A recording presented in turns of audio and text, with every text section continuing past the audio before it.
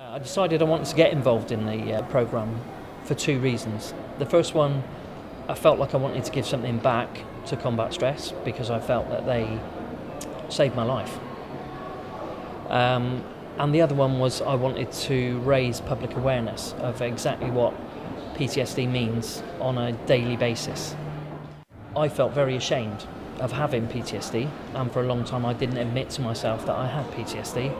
But when I did, it was a weight lifted from my shoulders, and getting the help that I needed from Combat Stress was a phenomenal experience.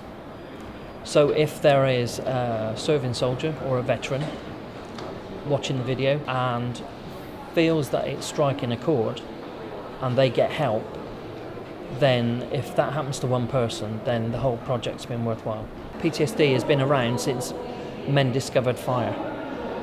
It's just been called different things. In the First World War it was known as shell shock, because most of the people with PTSD were in close proximity to shell bursts.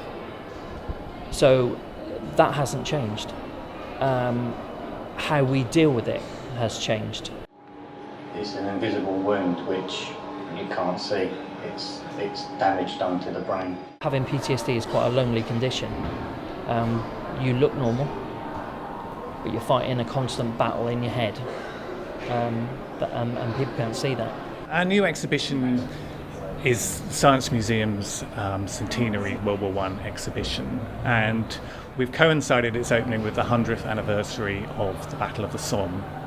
Although it's not exclusively about the Battle of the Somme, it's about the British medical experience on the Western Front, both in terms of what happens on the battlefields, but also looking in the months and years beyond that, back at home. From the very beginning, we've been keen that the type of wounds that we're covering are not just physical wounds.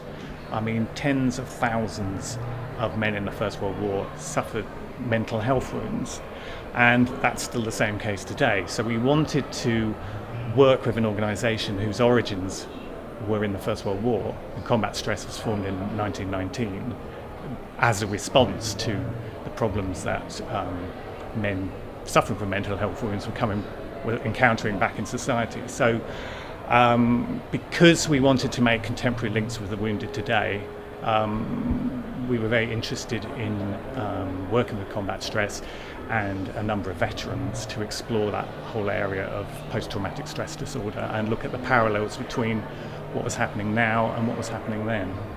Having the personal interviews and things, the film, I think helps show that we're kind of human people and that you're not just kind of written off. For me individually, I feel I was able to admit my symptoms and find help, and got help at like a really good time. I think I was at a kind of crossroads that I was able to be helped, whereas if it had got more ingrained, then perhaps it would be a lot harder.